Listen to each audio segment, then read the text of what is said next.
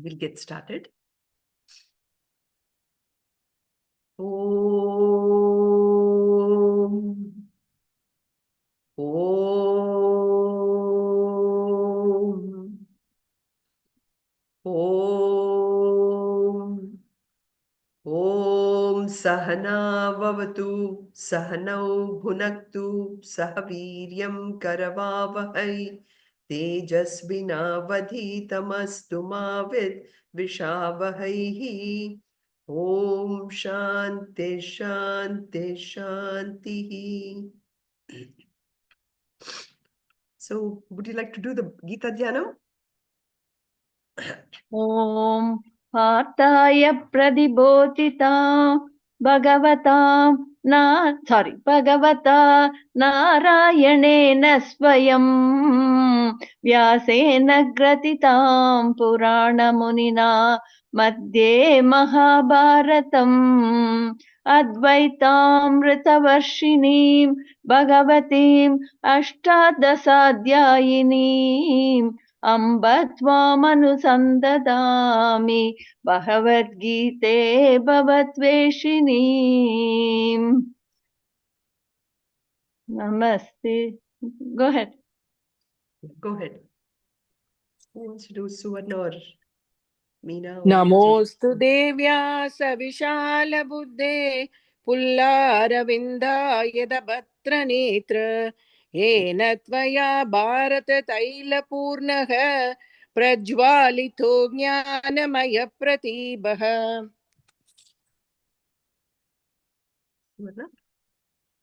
Prapanna Parijataya Totra Vetraikapanaye Jnanamudraya Krishnaya Gitamrutatuhe Namaha.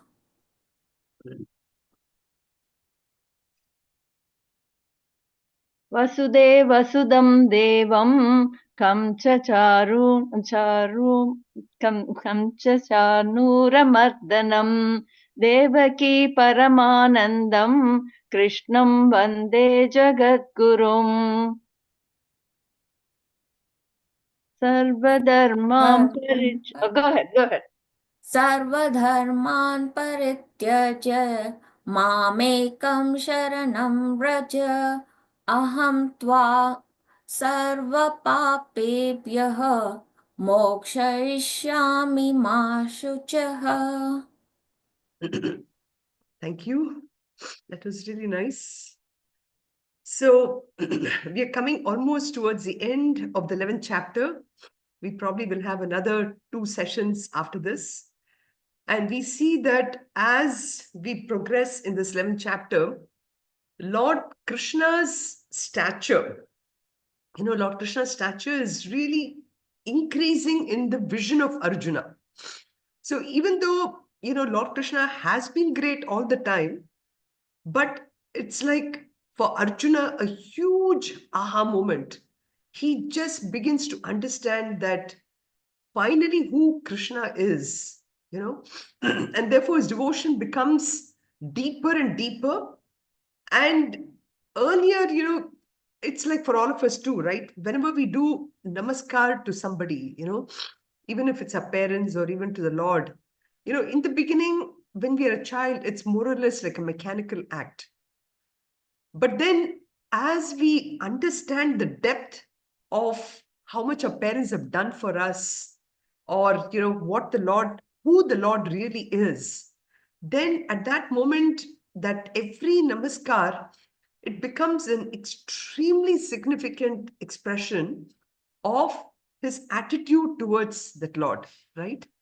So the Lord represents, actually, ultimately, if you look at it, Ishvara represents the Lord of karma, and every karma is this an unquestioned acceptance in that law of karma.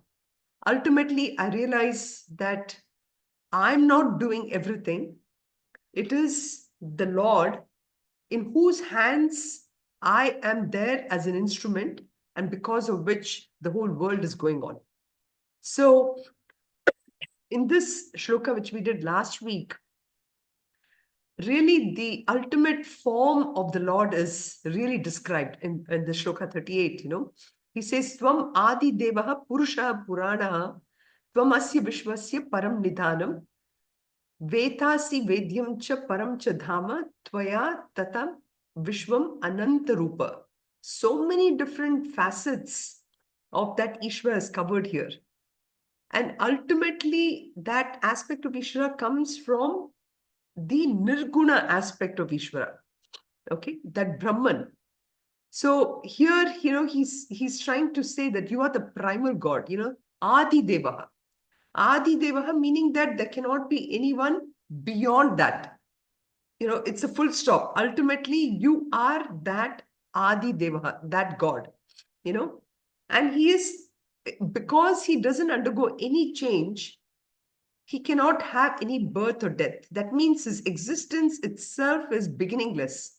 And that means he's the most ancient, he's the most Puranaha. So when this whole universe dissolves, it dissolves into that ultimate Brahman. So ultimately, that Brahman is the supreme refuge, because beyond that, there is nothing else. It's only in Brahman that everything dissolves. It's like, a Play-Doh, right? We use a Play-Doh to make so many different forms and everything. Then what do we do? Especially Balaji had teachers, you use the Play-Doh, you make all these forms, then you bring it back into the Play-Doh form. It dissolves into the Play-Doh. Before that, you could imagine all the forms, but then they dissolve into it, right?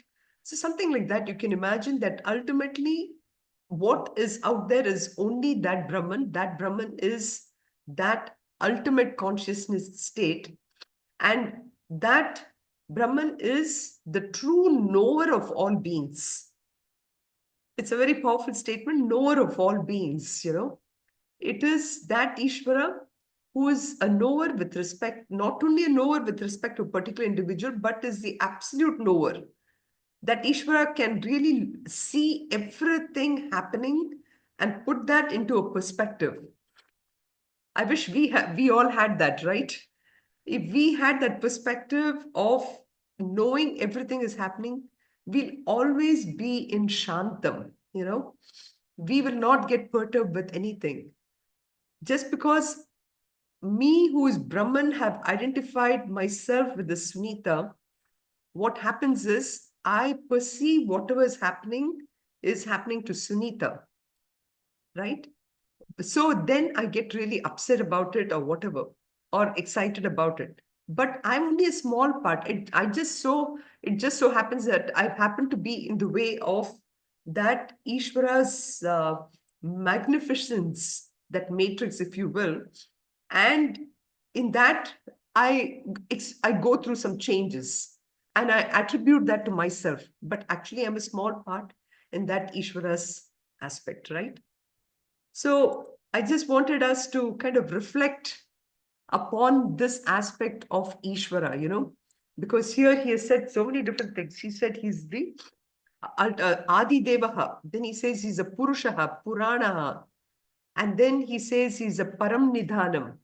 Then he says Param Chadhama. Then he says Ananta Rupa, you are Vishwam. So many different aspects for that Lord Krishna, which Arjuna has seen. So Arjuna's understanding of Ishvara itself is becoming clearer and clearer as you can see this chapter unfolding. He acknowledges Ishvara's creative power by calling him Adideva. And then he also acknowledges that Ishvara has the power of creating infinite forms or Anantarupam. Okay. And then in what we experience as Vishwam, this universe is his Vishwam.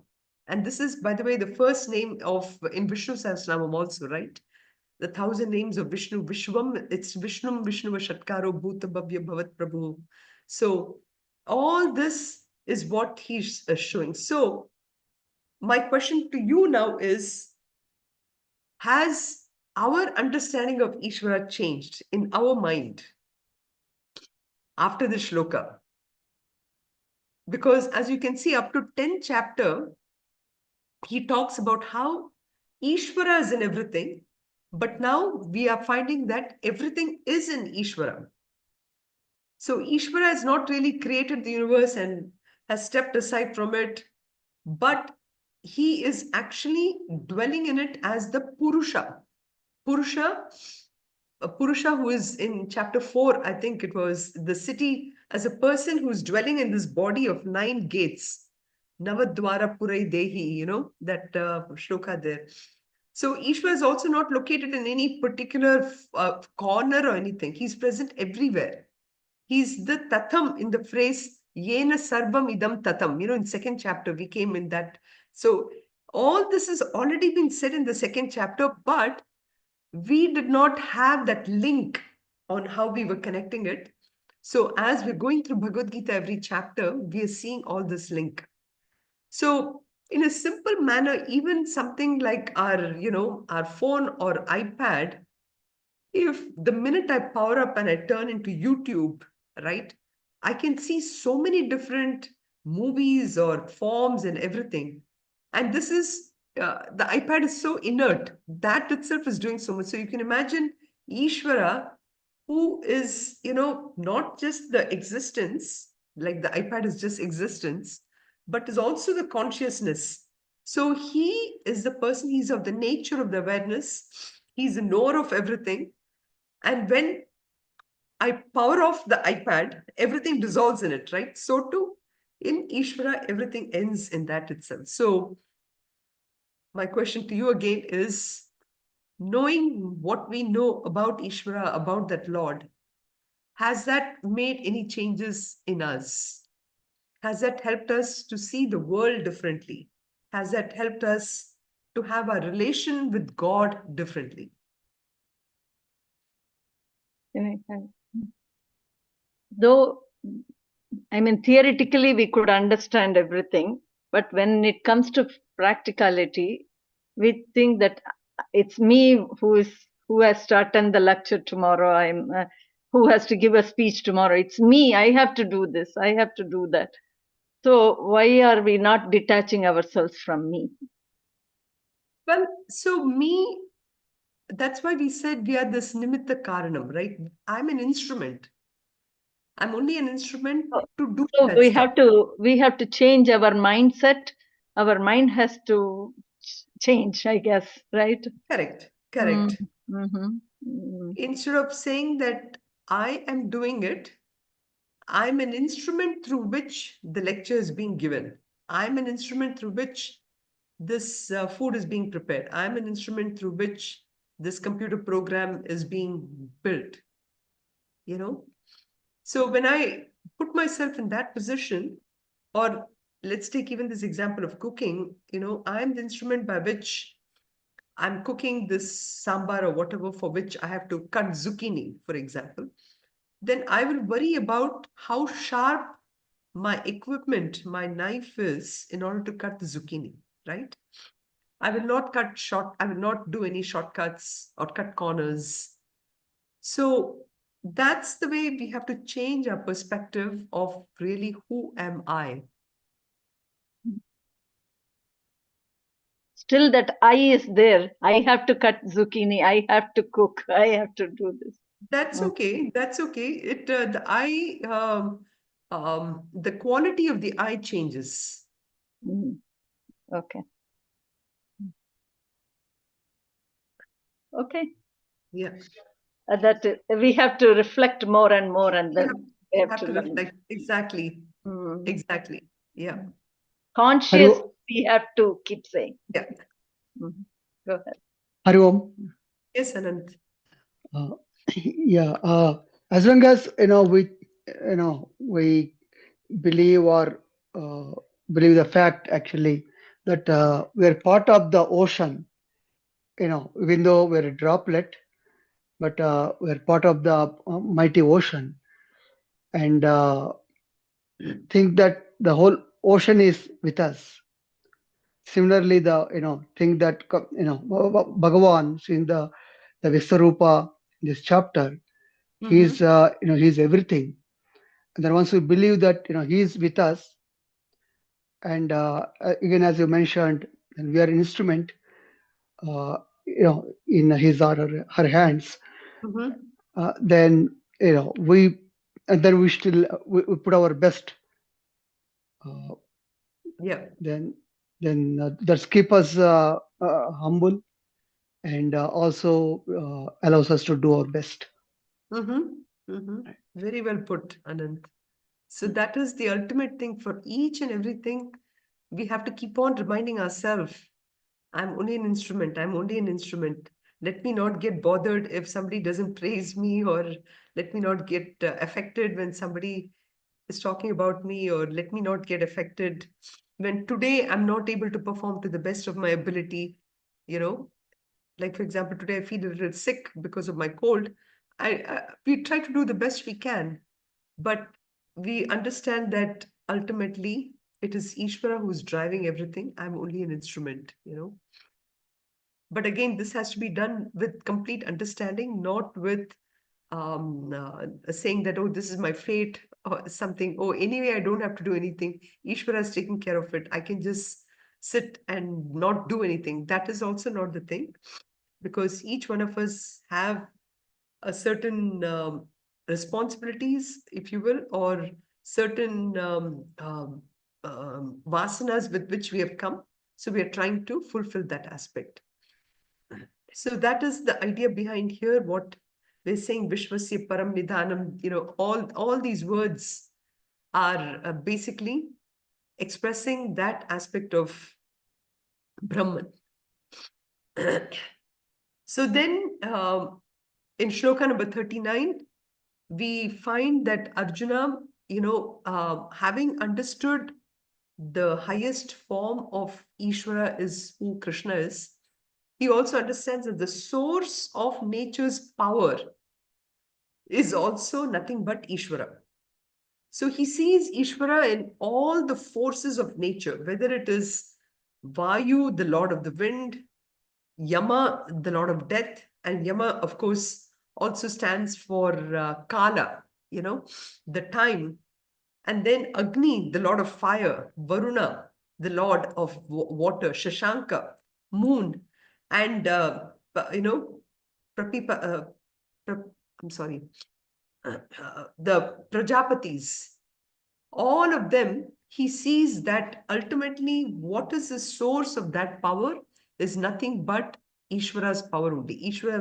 Ishvara in the form of all this is supplying us the energy, supplying us the water, supplying us the wind. All this is only nothing but Ishvara. So that's why he says, you are Vayu, Yama, Agni, Varuna, moon. You are Prajapati indicating the creator, like Lord Brahma. Brahma is a Prajapati. And then he says, Namaha, Namaha. He says 1,000 times. Any amount of times that I say Namaha is not enough. As Anand said, the gratitude, the humility. Arjuna is completely humbled by this whole aspect of what he's seeing in front of him, right? So then moving on to shloka number 40, which also, I'm just reviewing it a little more in the context of our understanding of God, So the idea is that if we can even understand and implement some aspects of this teaching, we would be, in a much, much better place. And so that is what Krishna's goal is now getting fulfilled, because Arjuna is really realizing that truth, that Ishvara is pervading everything, and that ultimately he is nothing but that the all pervading aspect. So again, you see, there's more and more gratitude, when he is referring to this. So he says, Namah Purastat Prishtataste Namostute Sarvata Eva Sarva Ananta Viryamita Vikramastvam Sarvam Samapnoshi Tatosi Sarvaha. So he bows again and again, and he says, he just can't help himself, but he just keeps on offering salutations to that cosmic form. It's almost like he's so giddy, he's completely lost that sense of direction. So he says, I'm offering, you are everywhere, so that's why, so Namaha Astute Sarvataha Eva Sarva. You are everywhere. You are that Ishvara, you are everywhere. He looks like he didn't know what north, south, etc. is, and he's just saying, that ultimately you are the form that I see. I don't see Krishna, but I see that pervasive nature of Ishvara. And he says, Ananta Viryam Ananta Viryam Amita Vikramahatvam. You are that infinite in power. You are immeasurable in strength.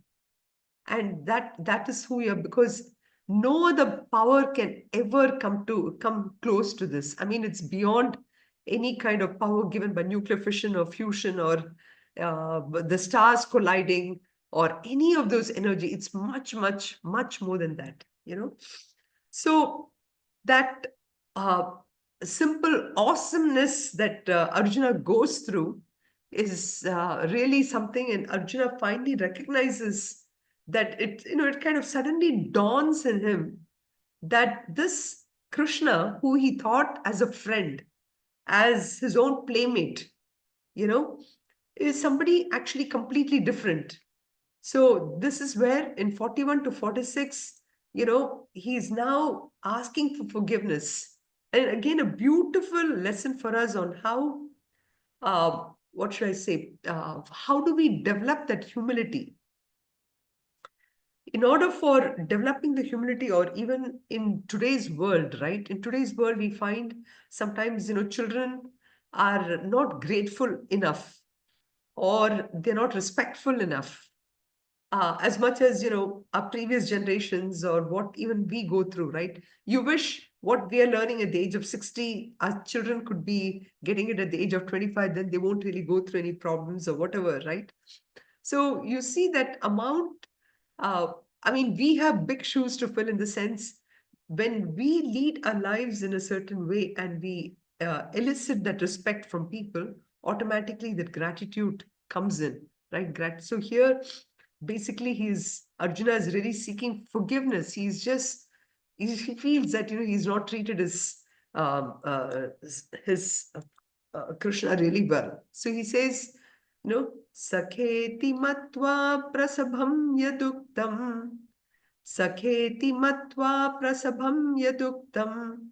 He Krishna, he Yadava, he Sakheti. He Krishna, he Yadava, he Sakheti. Ajanata mahimanam tavedam. Ajanata mahimanam tavedam. Maya pramadat pranayena vapi. Maya pramadat pranayena vapi. So Arjuna is, calling Krishna, hey, I used to call you, hey Krishna, hey Yadava. It's like, hey dude, in today's language, hey bro, or whatever. That's how he used to really call Krishna before. And, he basically treated him more or less like a friend. Sakhai iti matva, I treated you merely as a friend. And I addressed you by name, by your clan, Clan in the sense, I mean, sometimes it can be taken as in a negative way too, trying to say that, okay, you are from that caste, I'm from this caste, so I have treated you like that. I did not know that you were so great. Maya pramadat. I have pramadam. Pramada means being inadvertent, right? That's the meaning of the Sanskrit word pramadat. Pranayena va api. And even sometimes I really treated you in a very, very familiar way, but I did not even really understand really who you are, So that's, so he says, almost like, I used to call you Vada Poda, that kind of familiarity I really had with you. But, Tava Mahimanam Ajanata, I just did not even know it. Yeah, Geeta? Why is he so apologetic? Why is he so apologetic? Mm-hmm. Why is he? No, By because he seeing his has... Vishwarupa, right? By seeing his Vishwarupa. He's No, not- I understand, but why apologize so much? No, because I think he is very emotional, actually. It's almost like like in this day and age, if a student is, let's say, a student is going to U of M or whatever, and sitting next to him is another kid who he just works with him, and suddenly he finds this kid is absolutely brilliant, you know. Actually, the question you've asked is a very powerful question, because at what point does our mind change to accept the greatness of somebody, you know? Uh, and the reason I bring this up is, in this day and age, what is happening is, uh, for us kids and everyone, the minute somebody else is being praised, right, whether it's in Instagram or Facebook or whatever, they feel, oh my God, I am not as great as that person. Simply, like for example, even if I look at Mark Zuckerberg and see the kind of Facebook he's created, I'm like, well, how come this idea never struck me? There is so much of that aham bhava today. Here, Arjuna has completely, there is no aham bhava in him. And therefore, he's able to recognize the absolute greatness of Krishna who's there in front of him. So this by itself is, if you look at it, as a reflection for us on how we can actually, yeah, Humbled. humbled, totally humbled. Mhm. Yeah. You want to say something? Somebody, VL has raised the hand. Vinod Lam. Sunitha ji, Vinod, Yes. Vinod Yes, Lamba. Vinod. Yes, Vinod. I was just saying that he started with like you said it very well. He started within chapter 2 with the Karpana Dosho Abhisabhava, right? He Correct. surrendered, but he has not surrendered completely. Now, in the last lecture, we saw the Vishwarupa, Mm-hmm. and he saw everybody dying and Mm-hmm. going through it. So now he's kind of scared also. He has not surrendered still, so completely, right? Mm-hmm. Because Mm-hmm. it's he's going from karm to bhakti, and then in the next shatak we will see how he surrenders by 17th or 18th chapter. So that's why it is um, from Arjuna's perspective, he has surrendered from the actions perspective. Now he has seen the Vishwaroop. He's fearful what is happening, and it is like something is already happened, and now he is he is trying to make up for those mistakes what he has done in the past by calling names or by not knowing the real truth. That is true. That is one part of it. Like here, when he had called him, hey Krishna, hey Yadava, or hey bro, like hey Sakha, if you want to translate it into hey bro or something. At that point, he didn't recognize the greatness of Krishna. Mhm. And now he is, after seeing, like you rightly pointed out, the Vishwarupam is one part of it, but his ego has been completely humbled at this point. He himself is completely in tune now with Krishna, with Ishvara.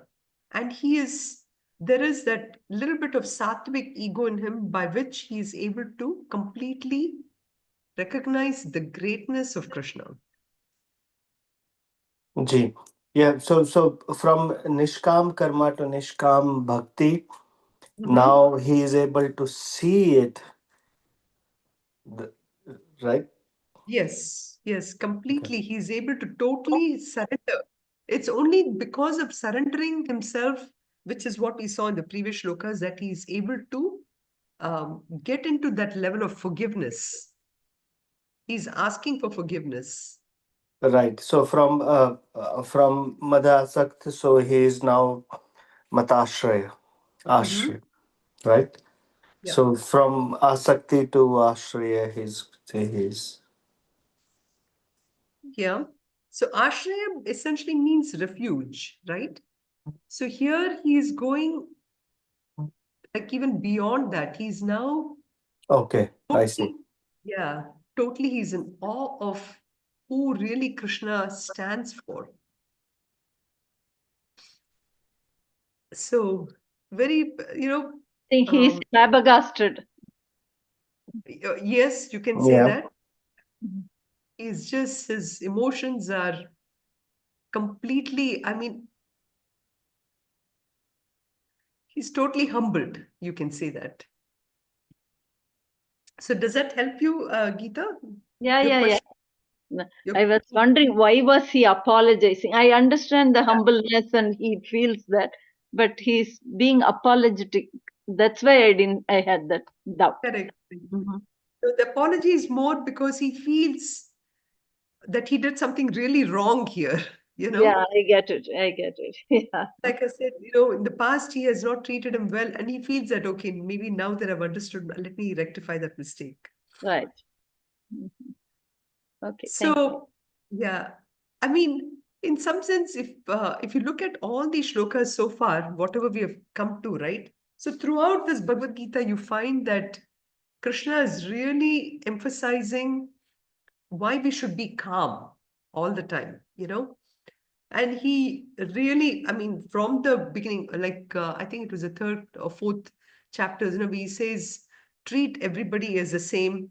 He uses, do not view the Brahmin as different than an outcast, view the gold and clay as the same. All that, he tries to tell him. And that is where here, I think Arjuna has also understood that ultimately, he needs to he needs to ask for the forgiveness, and then he says yachavahas sartam mat krutosi vihara shayyasana bhojaneshu ekodvapyachyuta tat samaksham tat kshamaye tvam aham prameyam. So he's trying to he's appealing. Again, his appeal for forgiveness is so high. He says, and for the sake of fun, whatever disrespect I may have shown you, yatcha avaham sartam asat kritosi. I may have shown you some kind of disrespect. Vihara shaya asana bhojaneshu. Maybe while eating, maybe while sleeping or something, I must have really played with you, Krishna. I really didn't know that you are so great. Ekahat atava api achyuta tat samaksham. So when I'm alone with you or in the company of others, I should have really treated you much better, Krishna. So please forgive me. And then he uses the word, beautiful word, aprameyam. Aprameyam meaning that, it's just impossible to measure who you are. So this is again, it's like suddenly Arjuna is having this aha moment and he's recognizing Lord's greatness over here. And this recognition makes him behave with more humility and respect towards Krishna here. So he says this avaha sartam. Avaha sartam, maybe for the sake of fun, I might have disrespected you. Or asat kritosi. Because you're my friend, I might have played with you so much. And of course, like I said before, while during Bhojanam, maybe, and this is something pretty common for young boys to do, when you are eating, you're playing with food, and you're trying to take somebody from somebody's plate here. All this kind of pranks I may have played and I might have insulted you. Please forgive me. Please forgive me, he says this. And then again in Shloka 43, he now describes Krishna in various different forms. He calls him as a parent. He calls him as the Lord of the three worlds, and he tries to ask him for even more, forgiveness by elevating him to such high positions. So he says, "Pitasi lokasya characharasya." पितासि लोकस्य चराचरस्य त्वमस्य पूज्यश्च गुरु no I'm sorry त्वमस्य पूज्यः च गुरुकरीयान् न त्वत्सम अस्ति न त्वत्समोऽस्त्यप्यधिकं कृतोऽन्यः लोकत्रयेऽप्यप्रतिमप्रभाव. So he says, you are that father. You are the father of this whole world. Pita asi lokasya. So you are the pita for all the world, of not just the movables, which is chara, but achara also, something which is not moving also, both moving, all the mountains, rivers, the earth, everything. You are that ultimate father. Tvam asya pujayaha cha guru gariyan. Gariyan is the epithet which is used to describe the greatness. So here he is the greatest guru, and you are worthy to be adored. Natvat samah asti abhi adhikaha kutaha anyaha. So there exists really none equal to you, and none can there be any superior to you. So he's understanding that there cannot be any other goal which can be attained. Ultimately, what he has in front of him, Krishna, is really the ultimate he can ever hope for in being in the company of Lokaha Traya Api Apratima Prabhava. In all the three worlds, you are one of unequaled power. So, just trying to give this. So, you are the father, not only, of course, you're the father, you're the mother of the creation too. And you are that guru, there can be really nobody who's greater than you. So that's another way for him to express his forgiveness and his great respect for Krishna here. And again, again, there's, so you can see the whole 4 or 5 shlokas is just about him really craving for his forgiveness from Krishna here. So then he says, Tasmat pranamya pranidhaya kayam prasade tvam aham misham medium piteva putrasya sakheva sakyuhu priyaha priyayarhasi deva sodum. So he says, he's like bowing down. He's bowing down completely, Sashtang Namaskar here, and bowing down, Pranidhaya Kayam referring to the body here. Prasadaye Tvam Aham Isham Idyam. So I'm again and again craving for your forgiveness. And Pitatva Putrasya, just like a father forgives his son, as a friend forgives his friend, and Priyaha Priyayaha Arhasi Devasodum. Just as a lover forgives his beloved, he's using all kind of scenarios here to ask for forgiveness in so many different ways in which you see forgiveness can be obtained. Here he's trying to ask for the forgiveness. So here this Pitaha Tva Putrasya, as a father forgives his son and as a friend forgives his friend.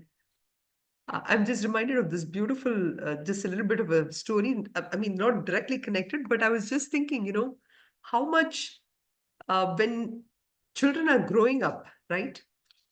The father tries to teach the son in different ways, when they're young, so there's this beautiful thing that I read about how this boy, when he was young and even as he was growing up, his father would always say, okay, why don't you shut the door? Why don't you hold the door for a lady? Then why don't you turn the lights off whenever you go? And, why don't you save this electricity? So this boy, he had heard this so much. And of course, he was following that all the time. Finally, as he's growing up, once, he gets a job, he gets an interview for a job. And then he thinks, okay, finally, I'm going to be going out of the house and I'm going to get a job, So he goes for this interview, and this interview is in a kind of a building which, as he goes in front of the building, he notices that there's nobody out there to receive him or anything. And all these lights are on and everything. And intuitively, he starts to turn off all the lights because there's nobody there. And then he climbs the steps to go to the next level. And when he climbs up, he sees, that somebody had not closed the door. And so he closes the door as he goes up. And then he notices that, there are some ladies in front of him. So he goes up there and he opens the door for the ladies so that they can get into the next room. And then finally he reaches a place where there are people sitting for the interview. So one by one, the candidates, they're going for the interview and they come out. And finally, it is his turn. He's the last person. And he goes in, and the minute he sits down, he's expecting the interviewer to ask some questions. But the interviewer says, "You get the job." And he's like, wait a minute. I haven't even answered your questions, but how come you're giving me the job? So the interview says, well, we noticed how you came up all the way. You did all the right things as you were coming in. And so that is why, we feel that you're the right candidate for the job. So, like as far where he says is Pita evat putras, the father teaches so much for the children, and the children, may not necessarily understand the value of it until they themselves face a situation. So at that moment, the son, he uh, recognizes the greatness of what his father has been trying to tell him all this time. And he's thinking, so I just remembered the story about here when Arjuna is thinking about Krishna here. Yes, sir. I also heard this story. I mean, and it came in YouTube. It came in YouTube, Yeah, really. I read about this whole thing, and there was some trash everywhere. He clears the trash, like he does one by one and enters the interview session. Yeah, it was very nice. It was Oh, very really? you Can you send me the link, Jayashree, if you don't know, find it? in a while. It's probably like I remembered as when you started the story. I remembered, but Uh-huh. I don't know if I've saved it. Sorry. Okay, no problem. I'm sure we can do some search in Yes, YouTube to get it. thank Yeah. you. No, but I mean, you can see how much the child finally recognizes the greatness of the father. I mean, it's something like that here, I think, where Arjuna recognizes the greatness of Krishna and he's saying, like, as a father forgives. Yeah, Vinod, you have something to say? Vinod, you have your hand up? Hanji, sorry, I was not able to unmute. A question here, and this was the question that came up in one of our classes. That Mm-hmm. here we are talking about the three biggest relationship: father, son, friend. Which is father, son is a biological, then friend is non-biological, and then priya, right? Right, right. So, how can we relate? Is it, first of all, is it related to the three gunas, Uh, Two or gunas. No. because this was the question that came, that okay, because he has seen that, and now he's giving all three references and going beyond Uh-huh. those references because he has seen Vishwarupa. Uh-huh. So, and so the question was like, is this any relationship between these or the dualities that we see? Because one is biological, one is behavioral, and the other one is more physical. In a sense, Okay. Priya is like that, right? Kama, Right. tamas. Right. So I don't think this is anything connected with the gunas for sure. And this is also not necessarily connected to the fact that he has experienced a Vishwarupam, and that is why he's saying this. But here, I think it is more he's looking at the common kind of relationships that exist in our lives. If you look at all these relations, this pretty much maybe one more thing that Arjuna could have included here is a boss and a Yeah. employee or something like that. Mhm. That is the only thing that has been left out here. But otherwise, I think as a parent, and here, of course, father forgiving son is this, I mean, it is also the mother forgiving the son or mother Yeah. forgiving the daughter. All that, in that sense, that generation is taken care. So, generation wise, and then peer to peer, and that is the Sakha, friend to friend. And then finally, the two people who are in love. I don't think there is any relation to gunas as such here. Okay. Yeah. Because this Hariom. was one of the question that was asked, because these are the three things, if we categorize like father and son, it's like an authoritative that you do always the good thing. Father or mother will always tell you, do good things. Friends is like, hey, I did this, why don't you do that? Uh-huh. With the kids, you get these kind of questions. So, and with the beloved one, it's like, okay, let's do means like whichever whatever thing we like Right. as a group. So Yeah. So one way to look at, I think Anand has something to say, and I have a couple other points on this. Anand? Hariom. Yeah, I mean, just looking at this, I can think of these are the highest relationships in terms of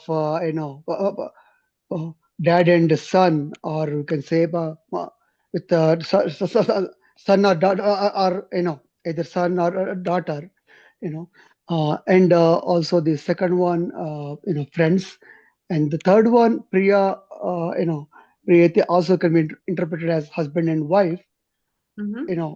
one way. So this I can, by looking at, I can think of as the highest relationships. That's what Arjuna, is mentioning. So in this kind of highest relationships, one can forgive others. Mm-hmm. So that's my thought. Sure. Sure. I was looking at it also from point of attachments. These are the kind of three types of attachments that we all have in our relationships. One is, of course, to our own child, and the other one is the beloved, and the third one is, of course, our relationships with our friends. More from an attachment perspective. These are the three kinds of attachments.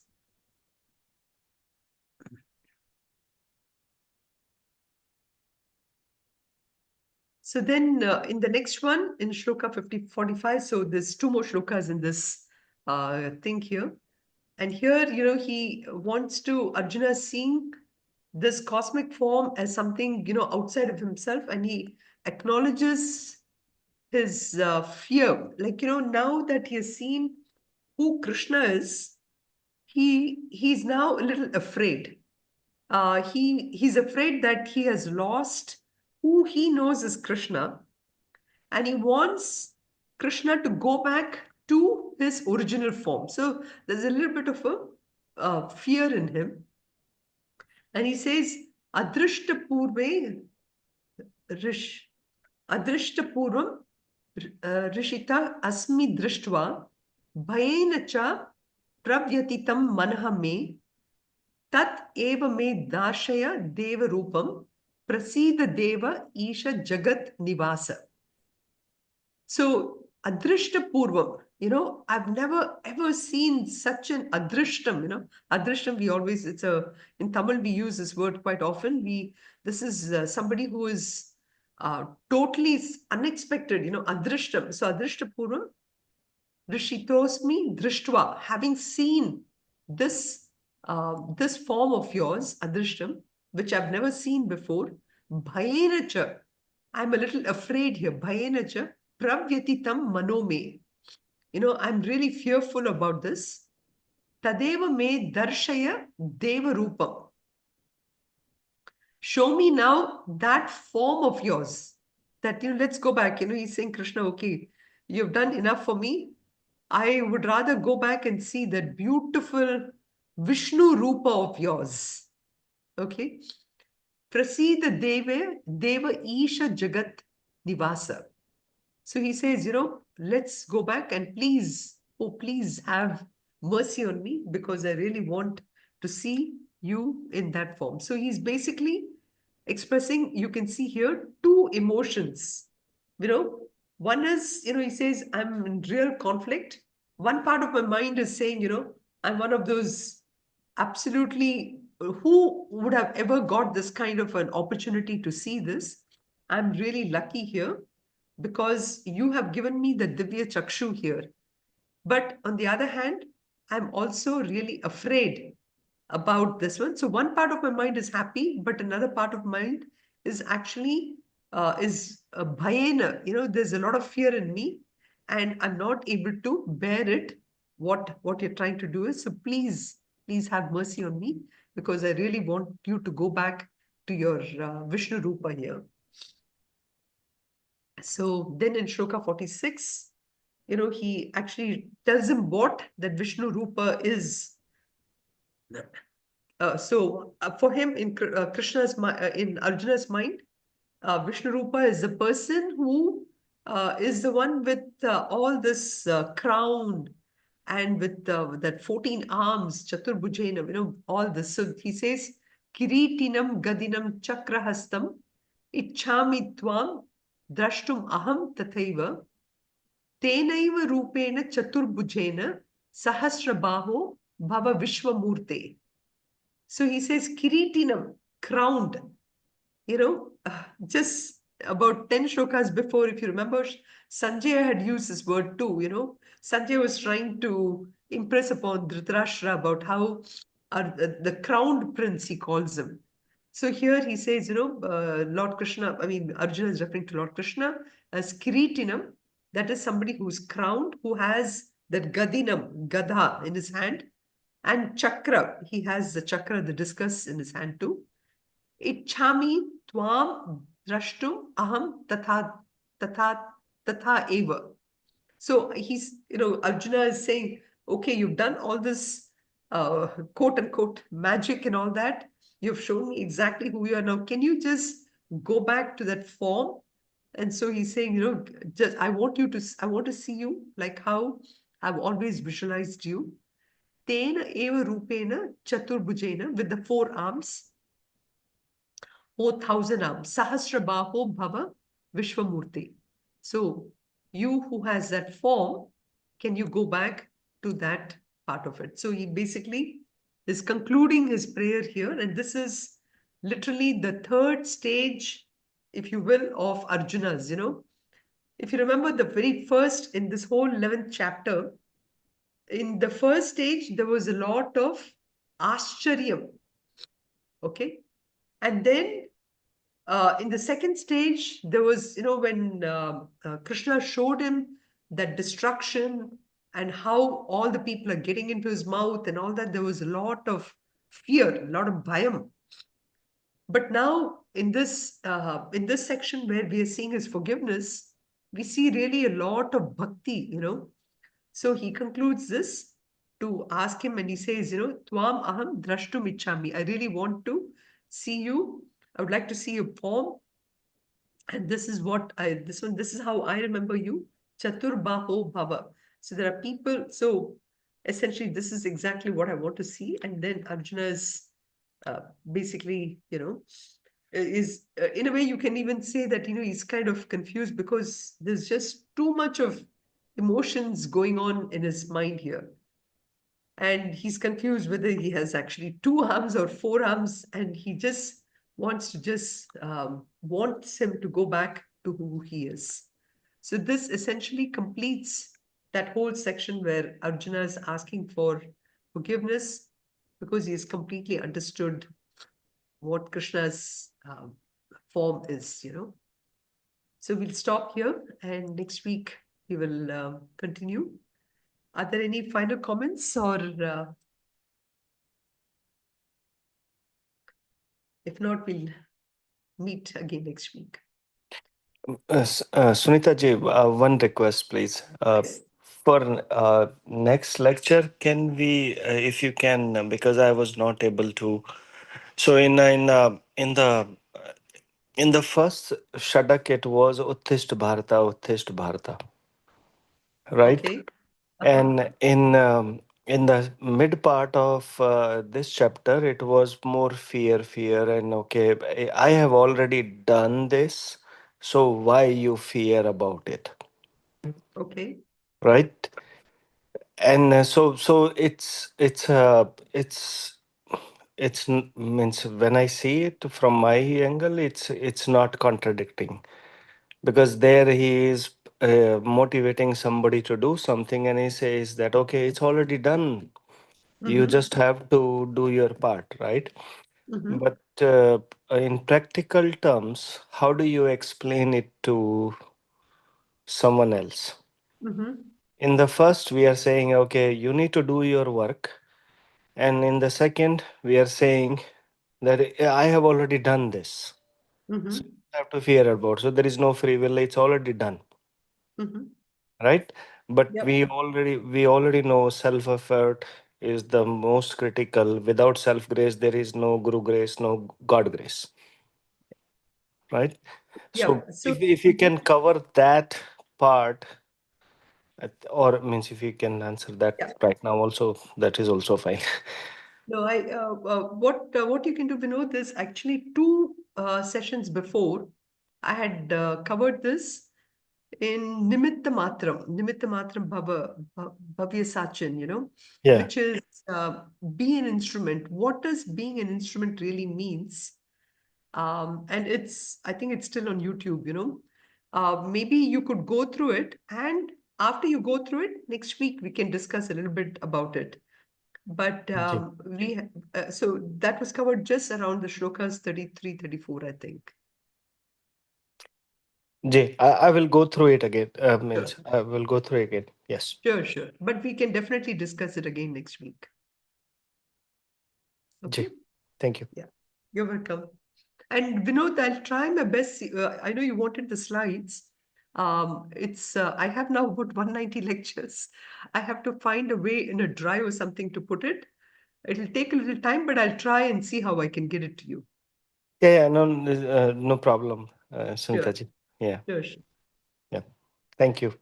You're welcome. सर्वे भवन्तु सुखिनः सर्वे सन्तु निरामयाः सर्वे भद्राणि पश्यन्तु मा कश्चित् दुःखभाग् भवेत् ॐ शान्ति शान्ति शान्तिः ॐ पूर्णमदः पूर्णमिदं पूर्णात् पूर्णमुदच्यते पूर्णस्य पूर्णमादाय पूर्णमेवावशिष्यते ॐ शान्ति शान्ति शान्तिः हरिः ॐ श्रीगुरुभ्यो नमः हरिः ॐ